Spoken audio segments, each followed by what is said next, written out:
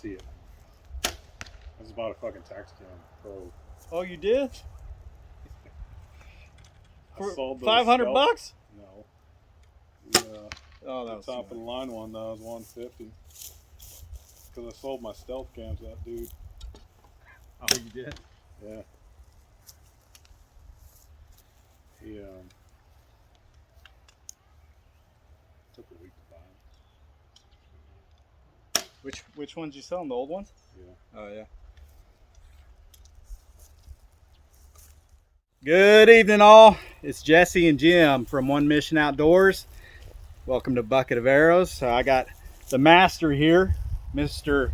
Jim Alesick, and he has joined me today and luckily graced me with his presence and his knowledge. So I'm really looking forward to talking with you and shoot some arrows with you. What do you say? That sounds good. We could start by backing up. I don't know about no master, but we know enough to get the job done. Absolutely, yeah. Heck yeah. I think I'm barely on that cusp though. We'll see. So we got Billy Bob over here. He's downrange. He's a total mess still. He's got a lot more holes in him from the last time I did Bucket of Arrows, but today we're gonna put a few more in them. So we're at Justin's house. He might be gracing us with his presence today, but we'll see if he actually makes it out. Let's send some arrows downrange. What do you say? Yeah, we say we was at 30 right here. Yeah, we're at 30.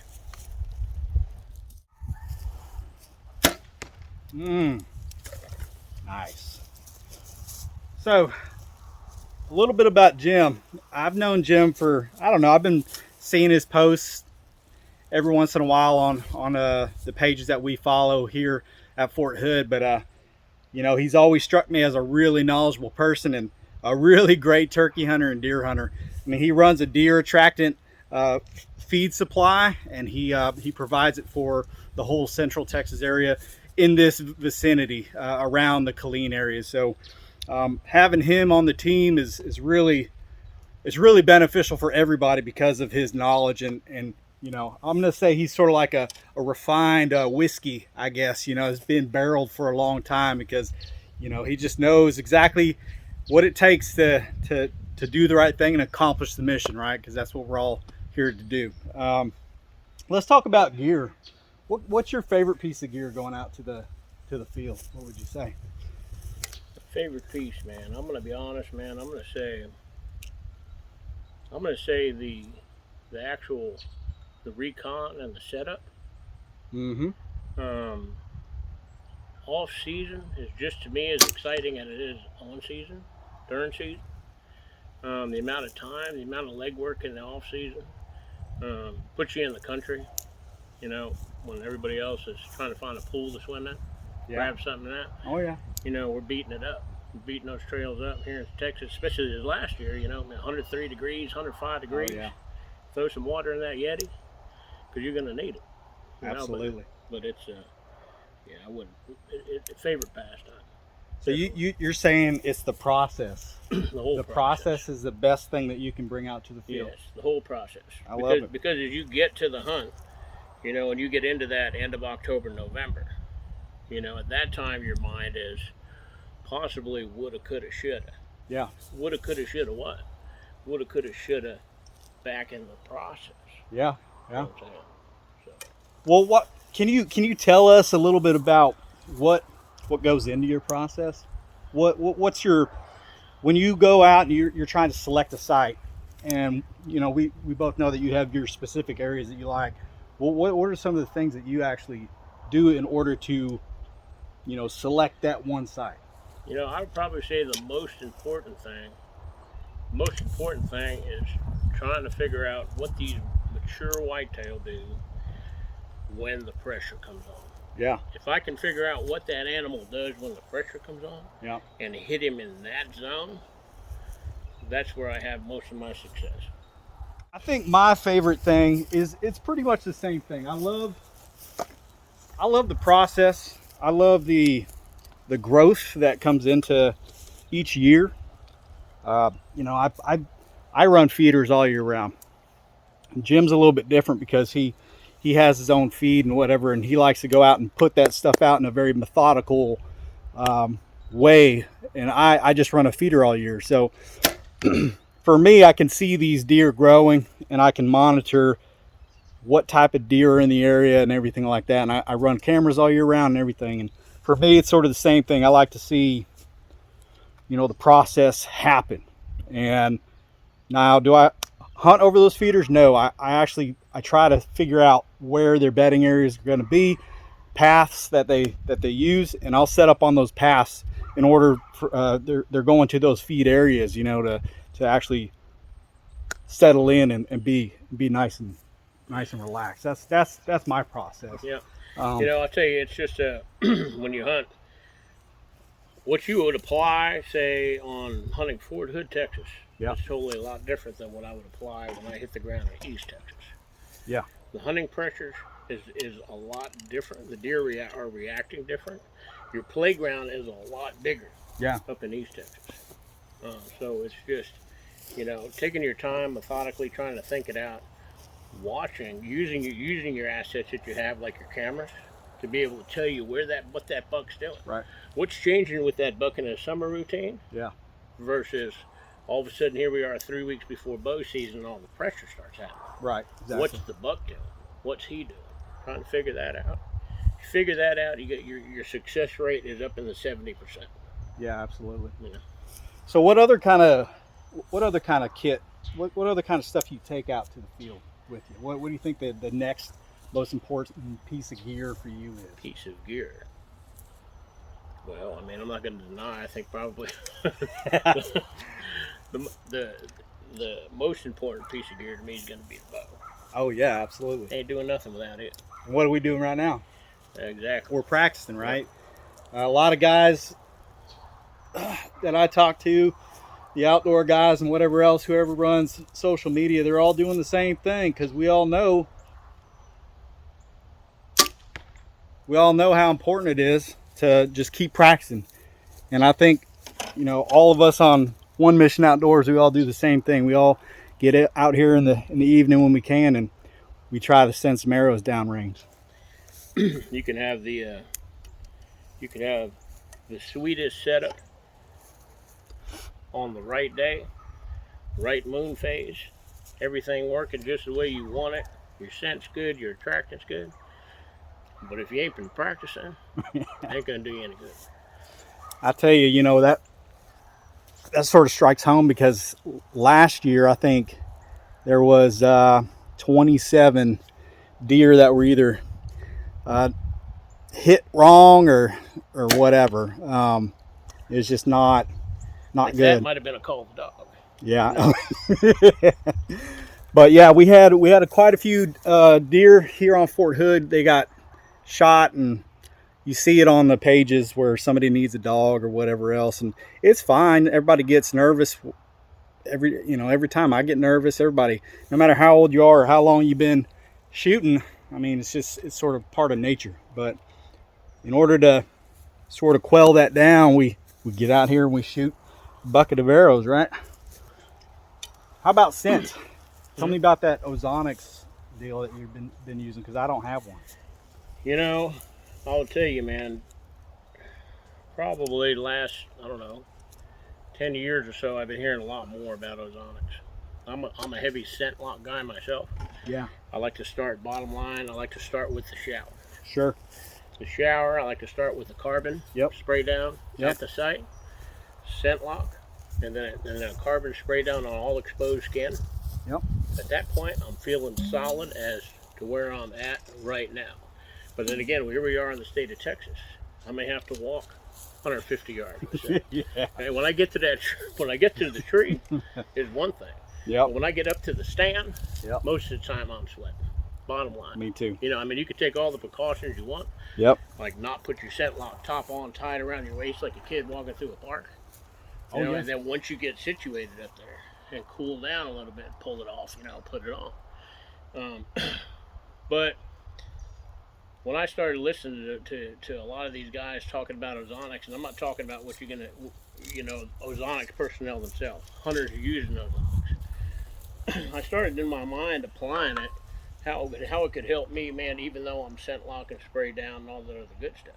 And I had a couple sets that, to me, the Ozonics sound like it would work if I applied it in that scenario. So I took a shot at it. I bought an Ozonics Orion.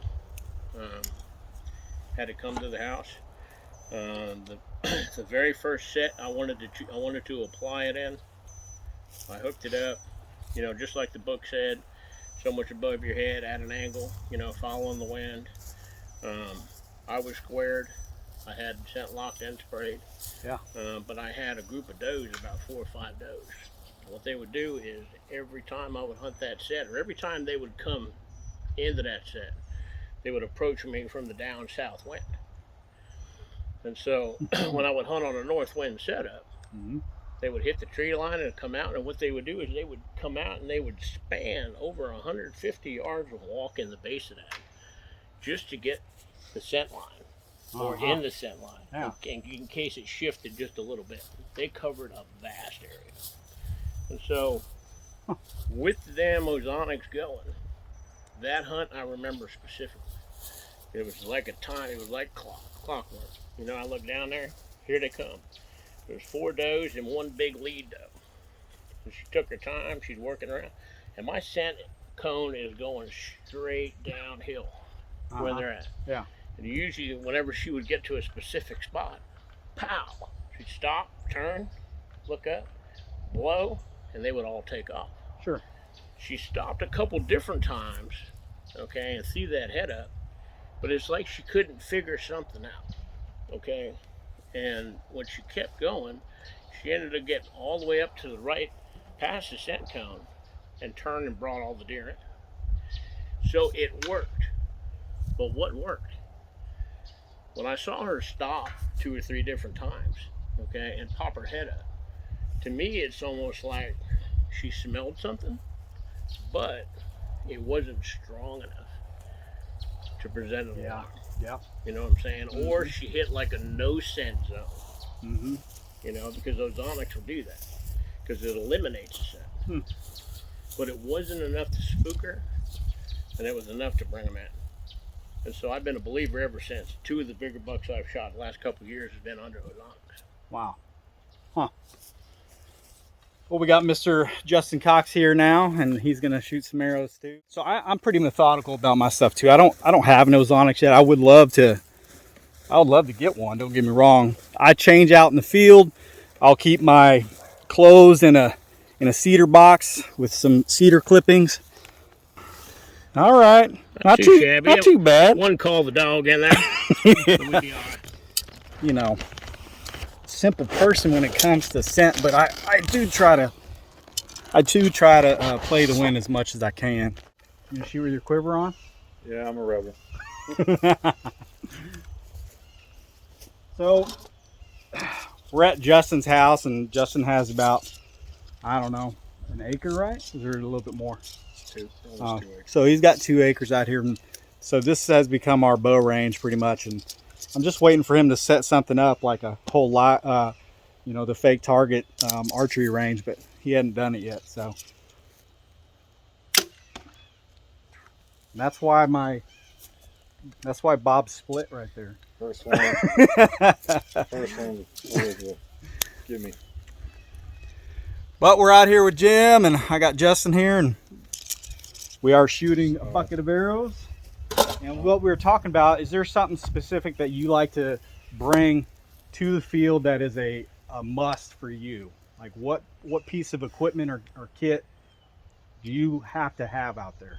Minus your bow, minus, your phone and stuff like that. Rangefinder. Yeah. A lot of people just use a rangefinder for, ranging targets, but for me it's ranging ridges, ranging clearings. The phone GPSs are fine, but nothing gives you a true range of like how far something is if you got to go down, especially here in Texas. Like there's some thick brush, right? So if I am on a ridge and I see a pasture or an opening and I want to get into the edge of that, then my rangefinder is pretty much, and I'm too broke to afford a rangefinder thermal bino all in one. Right. So my rangefinder is always in my bag. Absolutely. Always. I'll probably forget everything else, including my bow. Now, do you guys whenever you have a specific site that you like to hunt and you go out and prep it, you guys actually range find different stuff from your stand to sort of give landmarks, so just in case, you know, you're sort of limited to your movement? You guys do any of Yeah, you that? kind of have to. I mean, these new setups are so technical. I think probably you can get away with a 0 through 25. Yeah. You know, with okay, that's 0 through 25 Yeah. set. But if you want to go ahead and try and push what I would say for me, the farthest distance is 40. I don't like shooting an arrow past 40. Just too much too much stuff going on in that scenario. But that 30, 35, and 40, I would like to definitely know. That's what's at. Absolutely. It's like setting up a range card, right? So if you're in Yep. If you're in the military, you know what a range card is, and you're sitting in an OP, or you're sitting in a foxhole. You want to know how far things are. You can make it's a quick reference. I kind of make a digital one on my phone. I kind of, you know, this tree's 20, that tree's 30. I know if that deer is going to walk in between those trees, I'm about 25 yards. So. And I kind of say 40 because to me that's where the reaction time is. Well, I see the reaction time is even with a quick bow. Now, if you take it to another animal, okay, take it to a javelina, and we're in South Texas and we're pushing a sendero, okay, that animal's reaction time to a very quiet bow, I'm not scared to take 60 to 70 yard shots. I'm not seeing that pig do anything that's going to tell me, man, it's going to cause a problem. You're using the wind and long range shooting in a sendero. You know, I won't shoot past 70. Now, for the people that are watching, what is a sendero? Can you, because that's sort of a Texas term. Sendero. Yeah. Well, sendero is one of those terms to me that's like highly abused. You know what I'm saying? I heard somebody say there was a sendero man down in 109. No, there ain't no sendero. When you get the farther you get down to South Texas, you're covered with mesquite, scrub, yoke, you know, for miles, flat surface. And then every once in a while, you'll come to just one path, one cut that goes right through that, utilized by cows or access or whatever you want to do. That is what we refer to as a sendero. Flat, wide open. Sometimes you can get a little hilly in there, but for the most part, straight shot. Absolutely. I hunted down in South Texas, and I know exactly what he's talking about because that mesquite brush is super thick, and the hogs and things like that, they'll create a sendero. They'll create a cutout where you can actually see a beeline down and you can actually do a draw. My number one thing is a thermal. And Justin knows about my thermal. I don't think many of the other guys know about my thermal, but I have a thermal that I bought. It's just a handheld thermal, and I'll get out there, I'll do my thing, I'll change, I'll get all my stuff ready, and I will scan the field before I actually walk, and I'll figure out the wind, and I'll see what kind of deer are out in the field, if any, and I'll try to make my movement according to what I see out in the field. So it is a little cheating, but it's better than getting busted, in my opinion, and it's made me a little bit more successful out in the field. If you can't afford a thermal, not a big deal. Just use that wind to your favor and use these other techniques that we have, and it'll make you a little bit more successful hunter in the future. Like I said, I'm a cedar guy. I use the natural scent. Jim uses Ozonics. Justin, he's more of a scent guy too. You use cedar and everything like that too, don't you? I gotta go as natural as possible because I stink and I sweat as soon as I start walking out. I'm just a hairy ogre, and I accepted the fact that I'm just gonna smell, and I trust the wind more than I trust a lot of products. But there are techniques I use, and they help. You know, I'll put my stuff in a cedar box, or I'll run my pants and shirt through the trees for a little bit, and then throw them on. How do you figure out bedding areas, and like what is your method to actually, trying to pinpoint where this big buck's coming from? Do you have a method to that, or do you just, you've been using the same type of technique, or? A lot of it is just the time is critical. Spent on the ground in there. I do something that's called a trace method, man, with utilizing cameras. just popping cameras, different places. If I can walk a buck back to where he is by setting up 500-600 yard area cams and giving me a proximity. Once I get that proximity, I can back it up by looking at the map overlay. Okay, so if 7:30 I got him here, okay, and at 8:30 at night I got him here. Let me look at the map. This is a possible bedding area. Do I want to push to the edge of the bedding area, throw a cam up for a couple days? Sure, why not? Pow. There he is at 6:30. There he is at 2 in the morning. A lot of guesswork, but guesswork with homework behind it. Absolutely. Do you think it changes year to year? No, it does. Yeah. Yep. What about like the comparison to East Texas? Because that's all piney woods compared to here. Totally different animal. Yeah. Totally different animal. Because there's larger swaths of timber out east than there is here. Yeah, what I found with my time hunting East Texas, okay, is your bottoms, the sides of your wind down bottoms. The deer love to bed on the bucks will bed on the side of that. Mm-hmm. But they got the wind in their face. But just a pop, boom, up over the hill and he's gone. Plus, you would be surprised because everything over there is a lot of East Texas pines. Okay, so East Texas pines, when you get below East Texas pines, it's possible to get on the side of some of those ridges and be able to have good visual. That buck likes visual on top of being able to hear, being able to use the wind to his advantage. And you use climbers over there. Climbers. Yeah. Climber will get you 50 plus feet. Oh yeah. You know. When I was in Louisiana, it was the same thing. You weren't allowed to use feeders or anything out there. I don't know how it is in East Texas, but I had to solely go off deer sign, buck rubs, scrapes, all sorts of stuff like that. And I had to use the terrain to figure that out, just like you're saying.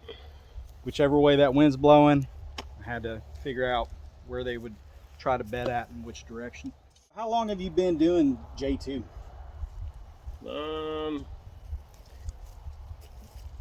Utilizing J2, probably, I don't know, maybe 18, 20 years. Probably. Really? I didn't know it was that long. Oh yeah. If y'all don't know, Jim runs J2 Deer and Hog Attractant, and if you are watching this, check out his site. Hopefully he goes national at some point, but go check out. He's on Facebook. I think are you on Instagram too? No, not on Instagram. Okay, he's not on Instagram, but he's on YouTube. It's called J2 Junkie. So definitely go check him out. He makes great product. I'm going to be using it this year. All the team's going to be using it this year. So we're real excited to use his product. But, you got how many guys working for you for that stuff? I'll have what we refer to as J2 junkies. I got field time, setup time. Again, working some stuff for the J2 Junkies YouTube channel. I got one specific partner, Jason Gardner. I brought him on board a couple of years ago. Yep. And I think one of the reasons that I did that was because it's super hard to find somebody that has a love for the actual hunt and everything that goes into the hunt. Find somebody that shares your passion is one thing. Find somebody that shares your passion at the same level is very hard in life. And he would just fit that, and I asked him to come on board. I mean, there's a lot of things that I don't put in here because I don't like the added weight. One of the things that a lot of times you're not going to see in here is a big old blood light. That stuff's back in the truck. If deer gets hit, you got to give him a 30-minute min anyway. Yep. Take your time, walk back to the truck, grab a cold water. No reason to carry all that stuff into the stand. So I try and keep it light. We'll carry a knife, my phone, extra pull-up gear hoist. Depending on what time of the year it is. Like I said, I am a big fan of Code Blue. Code Blue is to me it's the bomb. Again, depending on what time of year. You can't really do too much in some of that thick stuff in Texas unless you got all your stuff for your thermocell. So I do use a thermocell when I really have to. If I can get away with it, I'll take some abuse with a face mask and get bit a little bit around the eyes. Not a big deal. Do carry an extra set of broadheads. Who knows, things can get crazy, you know. Thermocell itself.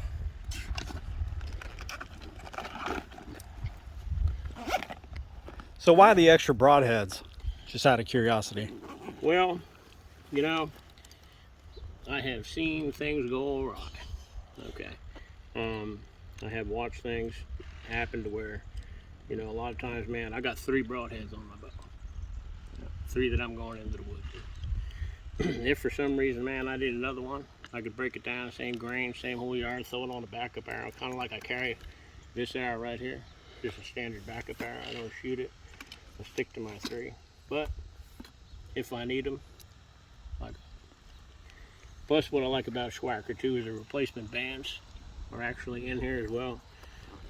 So the replacement band option, rather than have to carry and figure out exactly, you know, what tiny I can carry bands in. If I need a replacement band, it's right there, everything there in one shot. And I have opened it already and got a band that I found out I snag brushed, you know, and jerked one of the blades out of the broadheads and it was dangling. Just everything right there in one shot. Mean greens. I got them too. Then, of course, what we talked about earlier. Ozonics. I know the battery's probably dead in this one. Let's just see. Oh, I'll be damned. That's been sitting since January. So give us a rundown on this thing just real quick. Okay. The Ozonics, although all of the Ozonics platforms operate kind of differently. This one right here comes with a tree swivel. So once you get into position, once you get into your set, you can go ahead and screw this into the actual tree in a manner as such.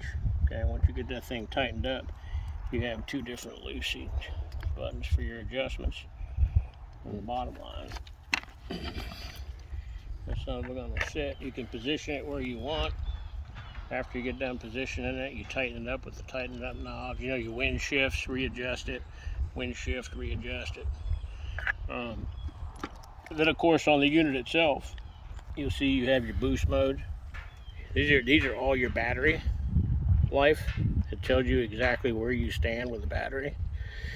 I've ran pretty much all day and not had an issue, but if I could take a break during midday, if the moon phase or whatever else, the weather, whatever else dictates me, hey, I can go ahead and blow this set for a couple hours and come back. I'm going back to another one that I have on the charger, and I'll just swap it out, put the new one in it, rehydrate, grab a bite to eat, whatever it is, and I'm back down in the stand. Pretty efficient unit. So we got those Ozonics. And then for all of exposed skin, I'm a big fan of Hunt Lab. This all carry spray bottle, extra Hunt Lab. And that's pretty much it right there.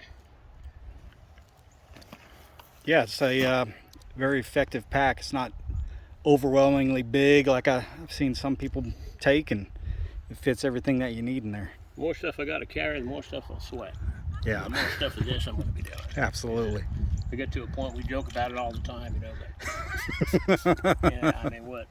Delicious. You'd be surprised at what you try. Well, thanks for the review, Jim. We appreciate it. Easy, man. We've all been hunting deer for a long time. I hope you guys learned something today, and hope you the key takeaway is just focus on those bedding areas, figure out where your stand's going to be put, and use that wind to your advantage. And we wish you the best of luck this season, and we'll talk to you later.